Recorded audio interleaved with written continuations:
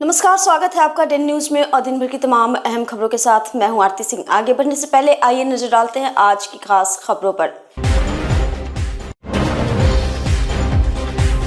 मुजफ्फरपुर में दो पक्षों में गाना बजाने को लेकर मारपीट, देव पूजन करने गई थी महिलाएं, फिलहाल स्थिति सामान्य।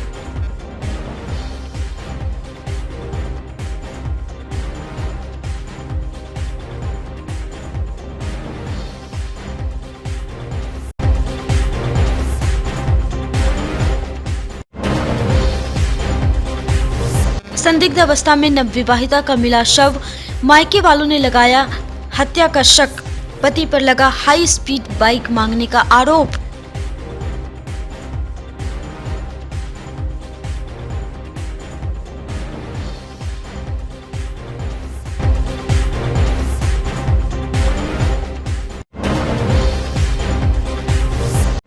मुजफ्फरपुर में फिर दिखा रफ्तार का कहर, दो बाइक की आमने सामने टक्कर में एक की मौत, दो की हालत गंभीर।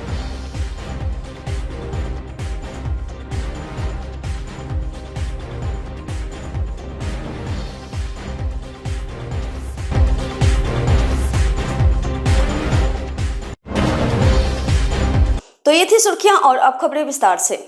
मुजफ्फरपुर में बाजा बजाने को लेकर एक समुदाय के कुछ युवकों द्वारा देवता पूजन को जा रही महिलाओं और अन्य लोगों के साथ मारपीट करने का एक मामला सामने आया है, जिसके बाद गांव में पुलिस कैंप कर रही है। स्थिति फिलहाल सामान्य है। घटना सकरा थाना क्षेत्र के रसूलपुर मनियारी गांव की है, जहां बुधवार की शाम कारी शाह की पुत्री की शादी थी।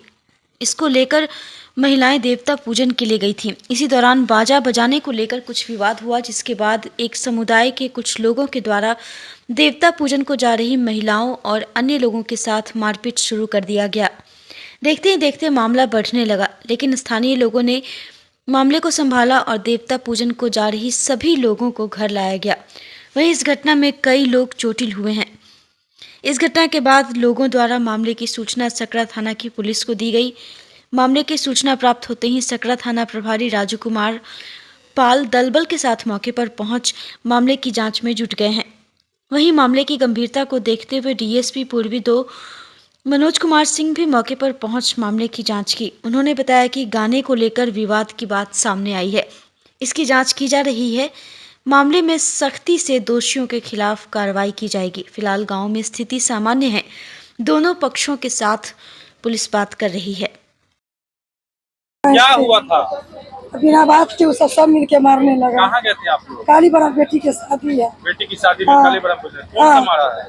वो तनवीर के बेटा था। कोई विवाद भी हुआ था? हाँ, शादी था। तो कोई झगड़ा भी पहले हुआ था? ना बस काहे हुआ? गाना ना बजा कुंडा रह के कुछ झगड़ा तो नहीं बोल रहा। बिना बात के सबको मारने लगा। किस सबको पीटा है? बेटी हमारा पिटोरा, हम रहिए बेटा जिसकी शादी है उसको भी? हाँ, उसको भी बहुत मार। सारा गाना जेवर छीन लिया। कितने लोग थे मारने में? बहुत ही लड़का था। बहुत से लड़का था। कौन चीज से मारा? ट्रैक्टर चला रहा था, लकड़ी पूरी जर्रा सब चला रहा था। आपको भी मारा है? खलती भी चला रहा था। सब हमको मारा कि हमको हाथ। कितनी महिलाएं थी आपके साथ वहाँ पे जो गई थी पूजा करने के लिए? आए थे 25-30 लोग। 25-30 सबको मारा है? सब गया अच्छा सबको मारा। कौन जगह पर मारा है? तनवीर के दूरा। कौन सा पंचायत हुआ? मस्जिद तक। मस्जिद के नजदीक मारा है? हाँ। कौन सा? अश्लील गाना बजा रहा था तो दो लड़का गया, उसमें मना किया उसको। उसी पर मतलब उसमें भी 8-10 लड़का था, उसी से हाथापाई हो गया और कोई बात नहीं। बताया जा रहा है कि देव पूजी करके लोग जा रहे थे, उसी दौरान हमला किया। जी गाना को लेकर विवाद हुआ? गाना को लेकर। फिलहाल क्या माहौल है अभी गांव में? ठीक है, माहौल शांत है। अभी नियंत्रण में है, हम लोग यहाँ पहुँचे हैं। कारण क्या पता चला है सर? अभी तक तो यही स्थिति आ रही है कि शादी थी, उसमें काली पूजा करके लोग लौट रहे थे महिलाएं। उसमें संभवतः कुछ आपत्तिजनक गाना कोई बजाया है। अब गाना कौन सा बजा मुझे नहीं पता है। वही जब मस्जिद के थोड़ा नजदीक से गुजरा है तो कुछ लोगों द्वारा मारपीट की बात सामने आ रही है। जैसा होगा अनुसंधान का विषय है, हम लोग जांच करके कार्रवाई तो करेंगे इसमें। फिलहाल तो मतलब क्या स्थिति यहाँ पे, माहौल कैसा है? फिलहाल स्थिति तो ठीक है, हम लोग हैं यहाँ पर, कुछ भी होगा तो हम लोग कड़ाई से निपटेंगे। गाने के विवाद को लेकर हुआ है जो कुछ? हाँ, गाने के बाद ऐसा हम लोग सुन रहे हैं, उसको गहराई से जांच करेंगे उसका और बहुत कड़ाई से निपटेंगे इससे। दोनों पक्षों से भी बात की जाएगी अभी? दोनों पक्षों से बात की जाएगी और कानूनी प्रक्रिया का अक्षरशः पालन किया जाएगा, ठीक है ना। मुजफ्फरपुर में एक नवविवाहिता की संदिग्ध परिस्थितियों में कमरे में शव मिलने से इलाके में सनसनी फैल गई। मृतका की 4 महीने पहले ही शादी हुई थी और अब मौत के बाद परिवार में कोहराम मच गया है। घटना कथैया थाना क्षेत्र के हरदी मौसाहा गांव की है। मृतका की पहचान 21 वर्षीय शगुफ्ता प्रवीण के रूप में हुई है। परिजन ने कहा कि महंगी बाइक की डिमांड की गई थी, नहीं मिली, इसलिए हत्या कर दी गई।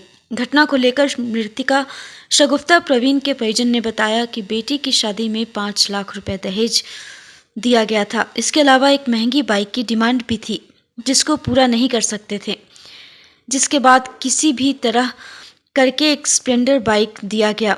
उसके बाद भी बेटी को टॉर्चर किया जा रहा था। अब आखिरकार उसकी हत्या कर दी गई है। फिलहाल पुलिस पूरे मामले की जांच कर रही है। घटना हुई थी सर, हम लोग वहाँ गए हुए थे तो बेड पर लाश लेटाया हुआ था। हम लोग गए तो थाना था, वहाँ पे बोले कि नहीं आप लोग टर्च नहीं कीजिए, हमारे एसपी साहब आएंगे तो टर्च करेंगे। तो हम लोग नहीं कुछ किए। फिर हम लोग वहाँ पे थे तो बोले कि नहीं फंसरी लगा के मर गया हुआ। तो हम लोग गए तो ऊपर। कहाँ की घटना है ये मैसाहा का घटना है। आप कौन हुए लड़की की? हम भाई है। भाई है। हाँ। क्या लड़की कुछ बता रही थी आपको, मतलब कि पहले घटना से नहीं, पहले नहीं, कुछ नहीं। हम लोग 10 दिन पहले गए हुए थे ना। हाँ। तो हम लोग को बोले कि नहीं हो रहा है तो दिन धर दीजिए। हाँ। लड़की को आने दीजिए। हाँ। तो बोले कि ना हमारी बेटी है, हम नहीं आने देंगे। हाँ। घटना हुई थी, हम लोग को कॉल आया, उसके बाद हम लोग वहाँ पे गए तो प्रशासन पहले से गया हुआ था। तो प्रशासन ने बोला कि अंदर आप लोग नहीं जाए, ऊपर से नीचे मेरी लड़की तोपी हुई थी। प्रशासन हमको पहले नहीं जाने दिया। पहले प्रशासन पूरा जांच पड़ताल किया तो प्रशासन को उसकी सास बताई का कि फंसरी लगा लिए हुई है लड़की। तो प्रशासन इधर उधर खोज खाज किए क्या चीज़ से फंसरी लगाई हुई है, तो प्रशासन को कोई सबूत नहीं मिला। तो प्रशासन को डाउट हुआ कि लड़की को मारा गया हुआ है, लड़की खुद से नहीं मरी है, लड़की का मर्डर किया गया हुआ है। क्या हुआ था? क्या पंखा उनका सबसे नापा गया कि लड़की बोला कि पंखा में लगाई फंसरी। पंखा नापा गया तो लड़की के हाइट के बराबर था। तो पंखा में तो कहाँ की घटना है? मैसाहा का घटना है। आप कौन हुए लड़की? लड़की की हम माँ है। शादी कब हुई थी? शादी हुआ था 4 महीना हो गया, 5वां महीना चल रहा है। 5 महीना। कहाँ शादी हुआ था? मैसाहा। आपका घर कहाँ हुआ? मंसूरपुर जी। वो कौन थाना क्षेत्र में पड़ता है? वो कथैया थाना में ऊपर। उस लड़का का घर? ना, लड़का का घर मैसाहा है, उसका कथैया थाना है, मेरा आपका? मोतीपुर थाना है। मोतीपुर थाना जी। शादी में कितना दहेज वगैरह लिया गया था? दहेज तो हम 5 लाख दिए थे दहेज। हाँ। और ऊपर से भी मांग कर रहा था। हम लोग ऐसे भी बहुत एडजस्ट करके शादी किए थे। हाँ। हम लोग को जुटानी नहीं हुआ, हम नहीं दिए। हाँ हाँ। इसी सब कारण से बेटी को टॉर्चर कर रहा था। गाड़ी भी एक दिए हुए हैं, स्प्लेंडर गाड़ी दिए हुए। ज्यादा महंगा गाड़ी का डिमांड हुआ, हम लोग ना दे पाए महंगा गाड़ी। हाँ।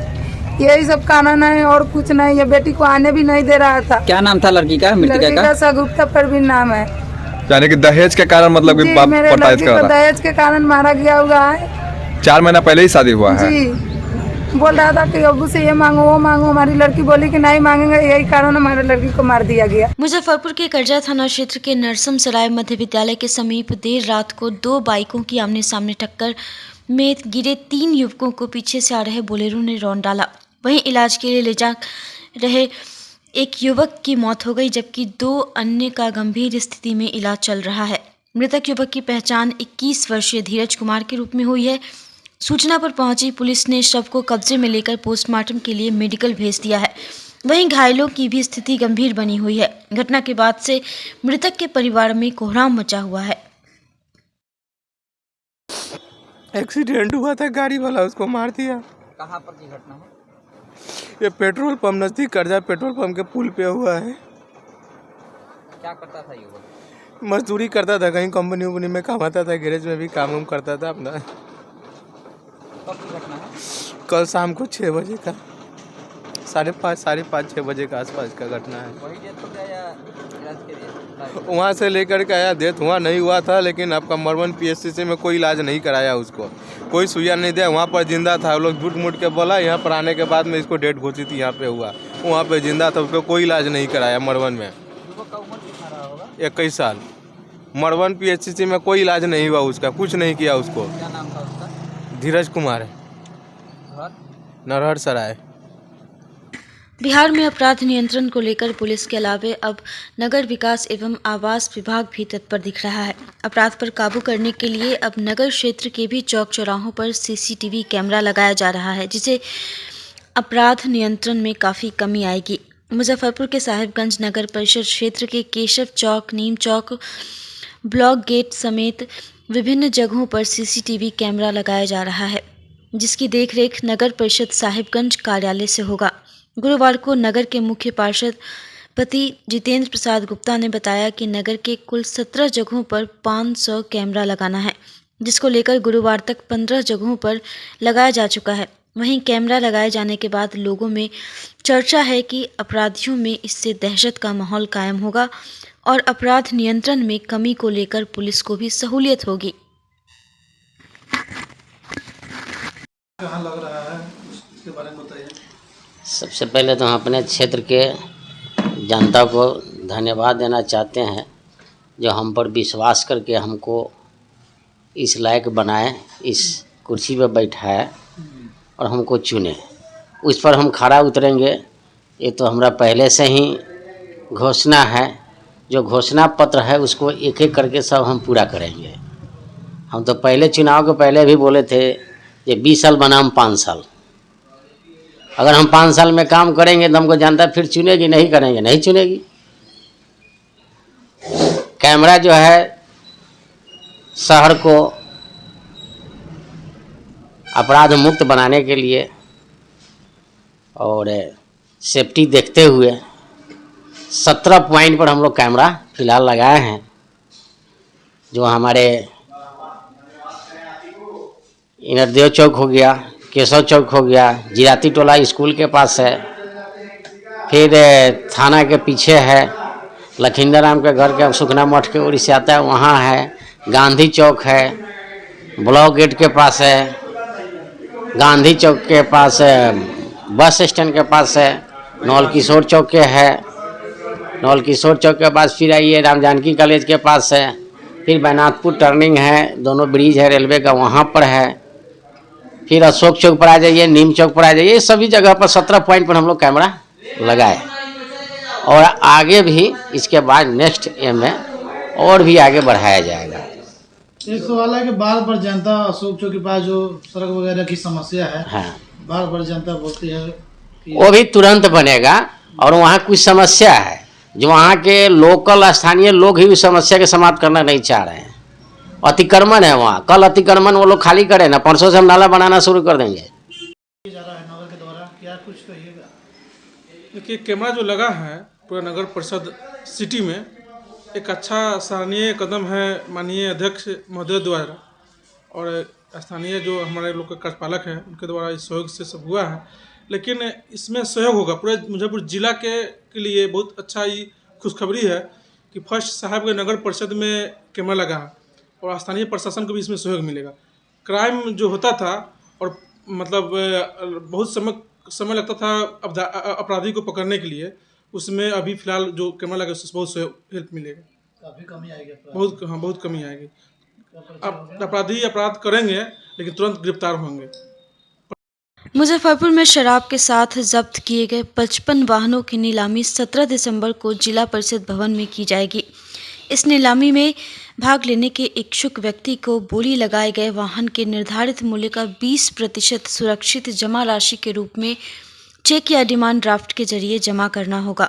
जिला परिषद भवन में होगी यह राशि असिस्टेंट कमिश्नर मद्य निषेध मुजफ्फरपुर के नाम से बनवाकर कार्यालय में जमा करनी होगी। यदि कोई बोलीदाता एक से अधिक वाहनों पर बोली लगाना चाहता है तो उसे प्रत्येक वाहन के लिए अलग अलग सुरक्षित राशि जमा करनी होगी।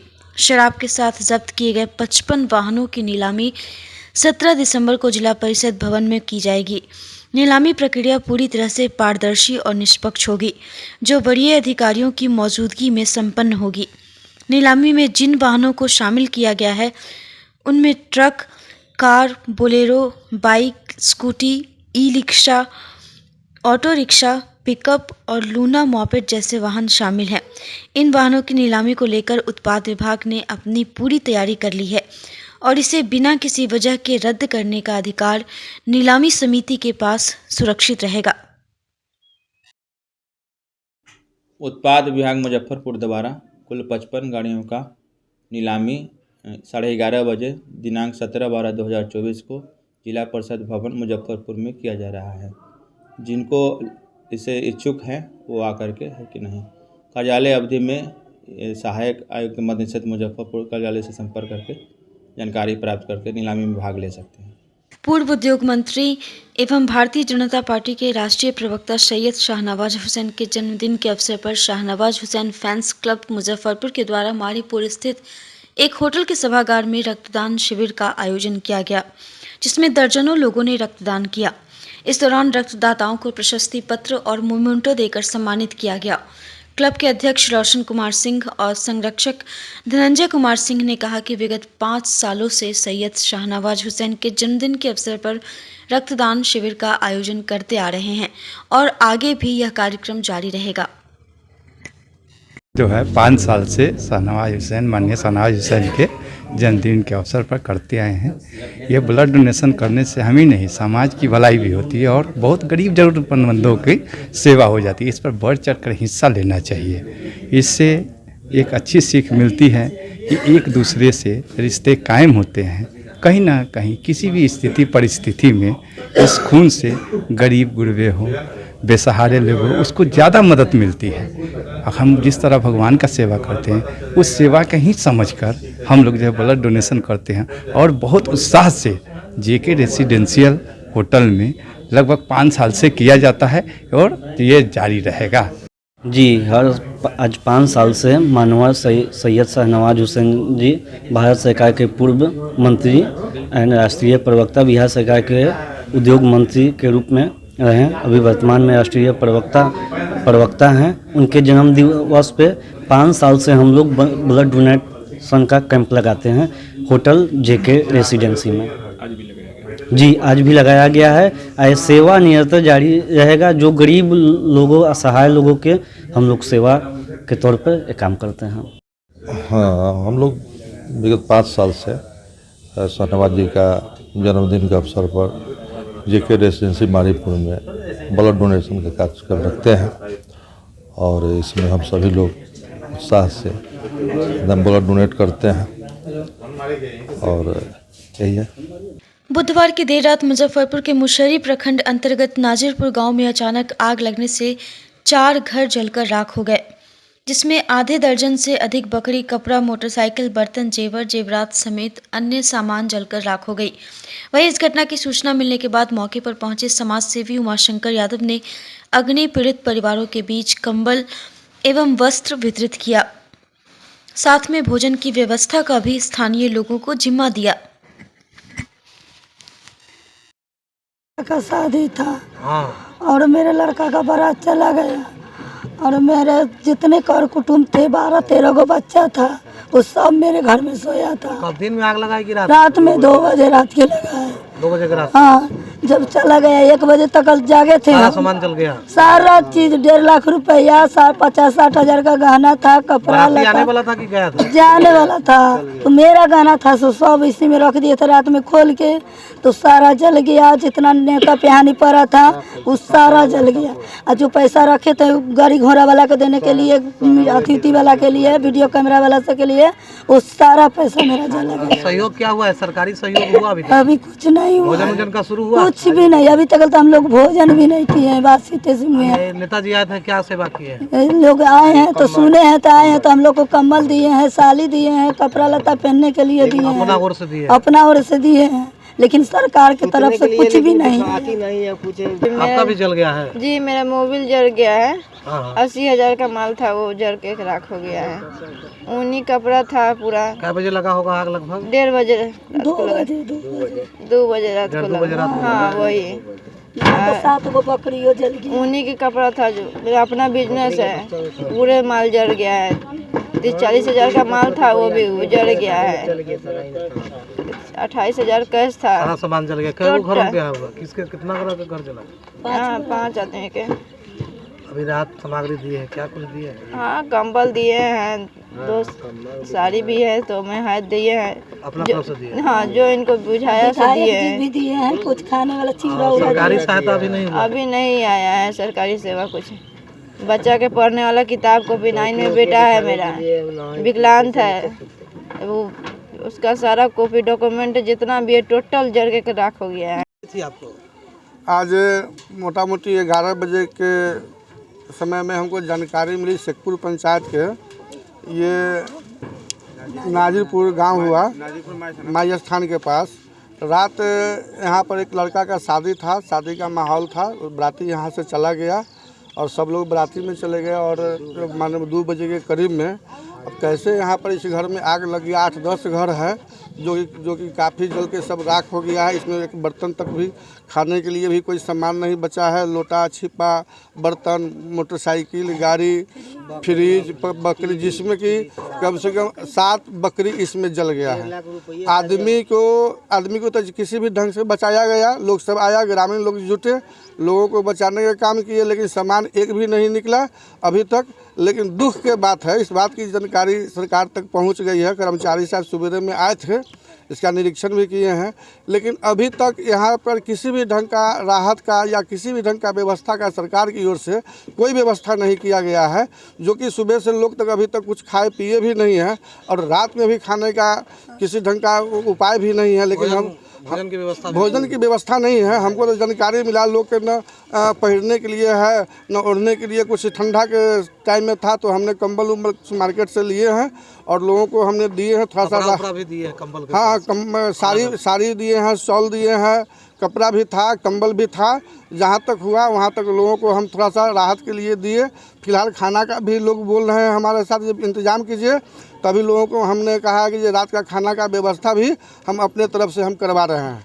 अब काफ़ी दुखद बात है ये सब, जो कि घर जल गया लगभग मोटा मोटी 4 से 5 घर यहाँ पर जला है और पूरा जल के राख हो गया।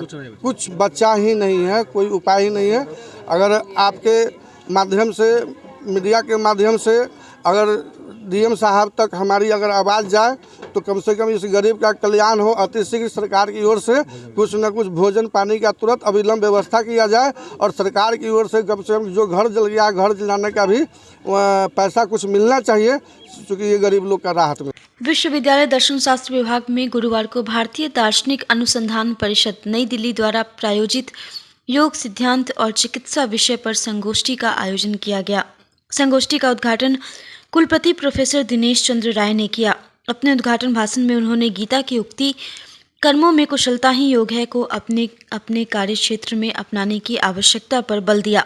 उद्घाटन सत्र के मुख्य अतिथि प्रोफेसर लक्ष्मी निवास पांडे ने भारतीय ज्ञान परंपरा, संस्कृत ज्ञान परंपरा और योग का एक दूसरे से अभिन्न संबंध बताया। इस अवसर पर विश्वविद्यालय दर्शन शास्त्र विभाग द्वारा प्रकाशित स्मारिका का विमोचन किया। इस राष्ट्रीय सेमिनार में देश भर के रिसोर्स पर्सन जुड़े। संध्या में एक सांस्कृतिक कार्यक्रम का आयोजन भी किया गया।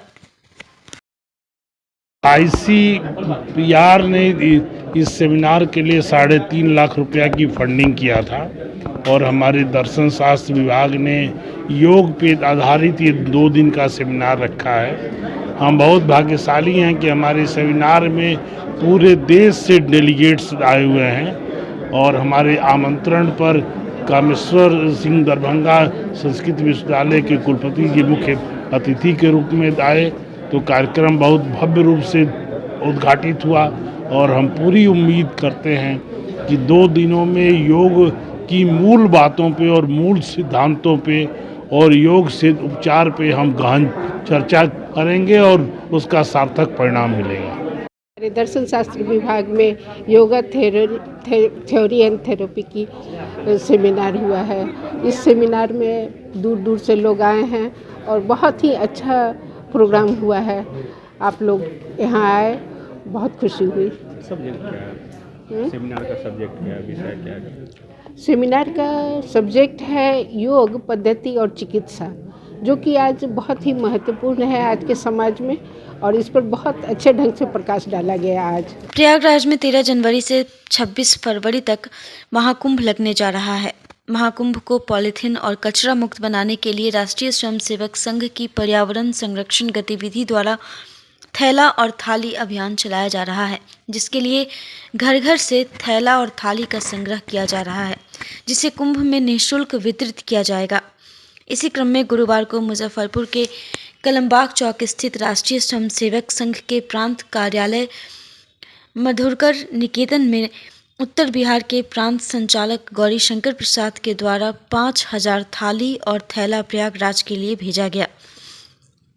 मौके पर विभाग संचालक चंद्रमोहन खन्ना, बबलू भानुशंकर और अन्य गणमान्य जन उपस्थित रहे। सृष्टि और प्रकृति को बचाना हमारा परम कर्तव्य है। सनातन धर्म आदिकाल से ही पर्यावरण के सम्मुख काम करता आया है, पर्यावरण के अनुकूल काम करता आया है। इसी कड़ी में जो 144 वर्षों में एक बार लगने वाला ये पूर्ण कुंभ है, जो प्रयाग में 13 जनवरी से 26 फरवरी के बीच में आयोजित है। इस कुंभ में लगभग 35 से 40 करोड़ लोग आने वाले हैं और 1200 टन कचरा प्रतिदिन निकलने वाला है, और प्लास्टिक की थैली, थाली और बोतल आदि, जो अंततः गंगा माँ की गोद में जाने वाला है। उस गंदगी को दूर करने के लिए पर्यावरण गतिविधि ने पूरे देश में एक थाली और एक थैला संग्रह का अभियान चलाया है। इसी अभियान के कड़ी में उत्तर बिहार से 5000 थाली और 5000 थैला के प्रथम टोली अभी जाने वाली है आज, और फिर दूसरी टोली 20 तारीख को ले जाएंगे। गुरुवार को मुजफ्फरपुर के चंद्रलोक चौक चंद्रलोक टावर के समीप पहरुआ संस्था के कार्यालय का विधिवत शुरुआत हुआ, जिसका उद्घाटन मुख्य अतिथि डॉक्टर संजय पंकज ने फीता काटकर किया। इस दौरान संस्था के अध्यक्ष डॉक्टर अविनाश तिरंगा ने कहा कि अगर आपकी उपस्थिति और संघर्षों से समाज में जरा सा भी सकारात्मक परिवर्तन हो रहा है तो आपका संपूर्ण जीवन सार्थक है। इसी उद्देश्य को धरातल पर उतारने के लिए पहरुआ संस्था का गठन किया गया है। पहरुआ मुजफ्फरपुर में हर स्तर पर बढ़ रहे भ्रष्टाचार से मुक्त कराने का माध्यम बनेगा। वहीं मुख्य अतिथि डॉक्टर संजय पंकज ने कहा कि मुजफ्फरपुर को पहरेदार की आवश्यकता थी, जिसका विकल्प पहरुआ बनेगा। मौके पर राजेश शाही, अमीय भूषण, महंत मृत्युंजय दास, कुमार विरल, राजेश चौधरी, प्रभाष कुमार, सुनील गुप्ता, सोनू सिंह सहित सैकड़ों पहरुआ रूपी पहरेदार उपस्थित रहे। पहरुआ का बड़ा ही व्यापक आयाम है, जिस आयाम में सांस्कृतिक क्षेत्र भी है, साहित्यिक क्षेत्र भी है, मानवीय क्षेत्र भी है, और चूँकि यह मुजफ्फरपुर में इसका केंद्र है, इसलिए मुजफ्फरपुर के समग्र विकास के लिए जो जो परियोजनाएं हैं, जो जो कोषांग हैं या जो जो संगठन है या प्रतिष्ठान है, सब पर इसकी सजग दृष्टि, चौकन्नी दृष्टि, पहली दृष्टि रहेगी, और इस सावधानी से लाभ मिलेगा कि जो जिस क्षेत्र के एक्सपर्ट हैं वे पूरी ईमानदारी और निष्ठा से कार्य करें, ताकि सचमुच इस शहर का समग्र विकास हो, जिसमें सांस्कृतिक विकास भी है, मानवीय विकास भी है, सामाजिक विकास भी है और राजनैतिक विकास भी है। राजनीति इन दिनों केंद्र में बैठी हुई है, और राजनीति पर जब तक अंकुश न लगाया जाएगा तब तक राजनीति दिशाहीन बनी रहेगी। इसलिए अंकुश लगाने का काम, सावधान करने का काम और सही दिशा निर्देशित करने का काम पहरुआ करेगा, पहरुआ के जाबाज सदस्य करेंगे, और यही दिन रात अपनी जागृति जगे हम लगे जगाने, विश्व लोक में फैला आलोक। अपनी जागृति के बाद जगाने का एक अभियान है पहरुआ।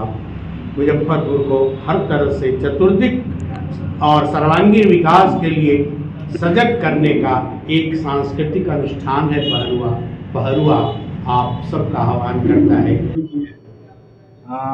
पहरुआ के नाम से हम लोगों ने एक पहरेदार खड़ा करने का काम किया है मुजफ्फरपुर में, क्योंकि मुजफ्फरपुर की सामाजिक और राजनीतिक जो सोच है वह थोड़ा सा भटक गई है, और मुजफ्फरपुर को संवारने के लिए, सजाने के लिए, और भ्रष्टाचारियों और जो भ्रष्टाचार ज़्यादा है और राजनीतिक रूप से, सामाजिक रूप से एकत्रित करने के लिए पहरुआ कार्यालय का हम लोग आज उद्घाटन किए हैं, जिसमें हमारे पहरुआ हर जगह तैनात होंगे और शहर की हर समस्या का समाधान करने का प्रयास करेंगे। इसी उद्देश्य से सामाजिक और राजनीतिक परिवर्तन का एक शंखनाद है, और इसी अभियान को हम लोग आगे बढ़ाने के लिए एक कार्यालय की शुरुआत की है, जहां से हर चीज़ पर नज़र रखा जाएगा। अभी तक 500 से ऊपर सदस्य बन चुके हैं और लगातार हर वार्ड में, हर जिले के हर पंचायत में लोगों को जोड़ा जा रहा है और भ्रष्टाचार मुक्त मुजफ्फरपुर बनाने का एक प्रयास। किस तरह की समस्या का समाधान होगा? हर तरह की समस्या का समाधान होगा जो कि हम लोग के बस में होगा और प्रशासन पर दबाव बनाकर हम लोग समस्या का समाधान कराएंगे और भ्रष्टाचार मुक्त मुजफ्फरपुर बनाएंगे। ज्वेलरी की शुद्धता के लिए अब टेंशन लेने की ज़रूरत नहीं। इस समस्या को दूर करने के लिए मुजफ्फरपुर के ब्रह्मपुरा मेन रोड लक्ष्मी चौक स्थित सागर कॉम्प्लेक्स में निरसन शाह ज्वेलर्स शोरूम का गुरुवार को भव्य शुभारंभ किया गया। बीके सीता बहन ने विधिवत रूप से पूजा अर्चना कर इसका फीता काटकर उद्घाटन किया। यहाँ आप स्वर्ण परीक्षण मशीन द्वारा सोने की शुद्धता की जांच कर इसे खरीद सकते हैं। इसके लिए अलग से कोई चार्ज नहीं लिया जाएगा। इसके अलावा गोल्ड ज्वेलरी, सिल्वर ज्वेलरी और डायमंड ज्वेलरी का पूरा पैकेज विस्तृत रेंज में उपलब्ध है। उद्घाटन के बाद बीके सीता बहन ने प्रोप्राइटर को शुभकामनाएं देते हुए कहा कि हम आशा करते हैं कि लोग न सिर्फ यहाँ से शुद्ध सोने की खरीदारी करेंगे बल्कि अपने मन को भी शुद्ध रखेंगे। वहीं प्रोप्राइटर प्रिंस कुमार ने कहा कि यह उनका पारिवारिक काम है। विगत 70 वर्षों से उनका परिवार स्वर्ण के कारोबार से जुड़ा है। शुद्धता की 100% गारंटी है। इसके साथ ही डायमंड ज्वेलरी पर 30% का ऑफर दिया जा रहा है। तो आप सभी से गुजारिश है कि शादियों का सीजन है, इधर उधर ना भटके, सीधे उनके स्टोर पर आए और शुद्ध सोने की खरीदारी कर अपनों को सर्वोत्तम उपहार दें।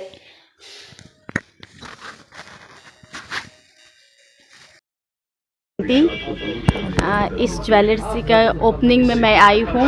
मेरी यही शुभकामना है कि ये सदा ही आगे बढ़े और इसमें माँ लक्ष्मी का आगमन हो। सदा ही माँ लक्ष्मी इस दुकान में रहें और दिन दुगना रात चौगुना बढ़े। सिर्फ यहाँ से रियल गोल्ड ही नहीं प्राप्त करके जाएं, लेकिन रियल व्यवहार और रियल कर्म भी सबको यहाँ से मिलने हैं, ऐसी मेरी शुभकामना है। ओम शांति। क्या नाम होगा? नमस्ते, ये हमारे प्रतिष्ठान निरसन शाह ज्वेलर्स, ये काफ़ी पुरानी प्रतिष्ठान है, अभी नया जस्ट खुला है ब्रह्मपुरा लक्ष्मी चौक रोड में। हमारे यहाँ आपको गोल्ड ज्वेलरी, सिल्वर ज्वेलरी और डायमंड ज्वेलरी का पूरा बेहतरीन रेंज मिलेगा। और हमारे पास अभी कैरेट मीटर हमने लगाया है जिसमें आपको शुद्धता की जांच मिलेगी और बिल्कुल ये सेवा बिल्कुल फ्री ऑफ कॉस्ट है। आप कभी भी आके हमारे यहाँ दुकान पे कोई भी जेवर का चेकिंग करा सकते हैं, चेक कर सकते हैं कि कितना कैरेट है, क्या कैरेट है।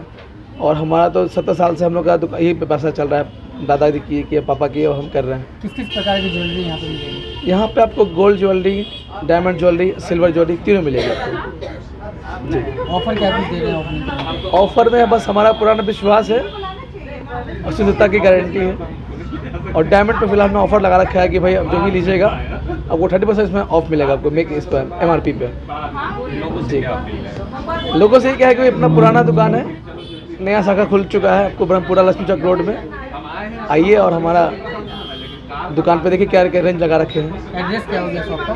इसका एड्रेस हो जाएगा आपको चौक सोडागोदाम चौक के पास, सागर कॉम्प्लेक्स, मुजफ्फरपुर। क्या नाम हो गया आपका? मेरा नाम प्रिंस कुमार हुआ। श्री रानी सती मंदिर दादी धाम ट्रस्ट द्वारा मुजफ्फरपुर क्लब मैदान में आयोजित 9 दिवसीय श्री राम कथा का भव्य कलश यात्रा के साथ शुभारंभ हुआ। कथावाचक श्री मुरलीधर जी महाराज ने गोस्वामी तुलसीदास महाराज द्वारा रचित श्री रामचरितमानस के बाल कांड में वर्णित राम कथा की महत्ता, वर्तमान समय में राम कथा की महत्वाकांक्षा व महात्म्य का वर्णन किया। महाराज जी ने रामा रामा रटते हुए भजन सुनाया, जिससे सभी भक्त भाव विभोर हो गए। महाराज जी ने शबरी की कथा सुनाई कि शबरी ने राम को क्यों पाया। महाराज जी ने कथा प्रसंग के माध्यम से कहा कि जो आयोजक निष्काम भाव से कथा का आयोजन करवाता है और वक्ता भी निष्काम भाव से कथा को गाता है, वह कथा श्रोता व वक्ता के हर कष्ट से दूर करने वाली और जीवन में सुख, समृद्धि तथा शांति को लाने वाली है। कथा के प्रारंभ में यजमान पुरुषोत्तम श्री देवरा सपरिवार रानी सती मंदिर ट्रस्ट बोर्ड के अध्यक्ष श्याम सुंदर भीमसेरिया, कथा के संयोजक गरीबनाथ बंका और प्रभात बंका ने सपरिवार व्यास पीठ का पूजन किया। इसके अलावा आनंद केजरीवाल कमेटी अध्यक्ष रमेश झुंझुनवाला, महामंत्री श्रवण सर्राफ, राजकुमार तुलसियान, आलोक केजरीवाल सहित अन्य लोग उपस्थित रहे। आज का जो आयोजन है वो मुरलीधर जी की कथा का प्रथम दिन है आज। हम सब लोग जानते हैं कि इस आयोजन के पीछे रानी सती मंदिर परिवार और डिब्रूगढ़ से आए हुए देवड़ा परिवार, सब लोग हम लोग मिलजुल कर इस कथा को सफल बनाने में लगे हुए थे। आज सुबह में हम लोगों ने बाबा गरीबनाथ धाम से एक शोभा यात्रा निकाली थी, जो सरियागंज सूतापट्टी होते हुए मुजफ्फरपुर क्लब में आके समाप्त हो गई है। और 2 बजे दोपहर से आज मुरलीधर जी की कथा प्रारंभ हो जा चुकी है, जिसका अभी हम लोग सब लोग श्रवण कर रहे हैं। यह मुजफ्फरपुर वासियों के लिए बड़ी सौभाग्य की बात है कि हम लोग आज मिथिला भूमि में राम कथा सुन रहे हैं। यह निश्चित रूप से हम लोग भाग्यशाली हैं, सौभाग्यशाली तक चलेगी कथा और कल से 1 बजे दोपहर में ही प्रारंभ हो जाएगी कथा। आज चूंकि प्रथम दिन था, इसलिए तैयारी करने में थोड़ा हम लोगों को 1 घंटा अधिक समय लग गया। नहीं, कल से 1 बजे प्रारंभ होकर 5 बजे तक कथा चलेगी। आज की खबरों में बस इतना ही। कल फिर मिलेंगे कुछ नई खबरों के साथ। तब तक के लिए हमारी न्यूज टीम को दीजिए इजाजत। नमस्कार।